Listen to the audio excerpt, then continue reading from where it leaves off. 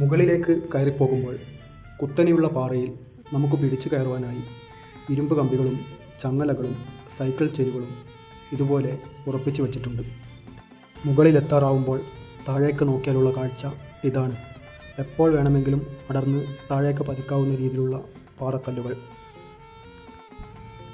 പോകുന്ന വഴിയിൽ ഒരു പ്രാചീന കോട്ടയുടെ അവശിഷ്ടവും കാണാം.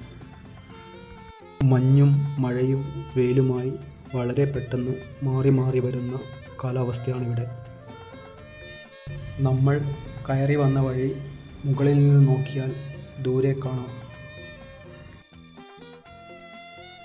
പർവ്വതമലയുടെ മുകളിലെത്തിയാൽ കരിങ്കല്ലിൽ കുഴിച്ചെടുത്ത ചെറിയൊരു കുളവും ഒരു പഴയ ശിവലിംഗ പ്രതിഷ്ഠയുള്ള ക്ഷേത്രവുമാണ് കാണാനുള്ളത്.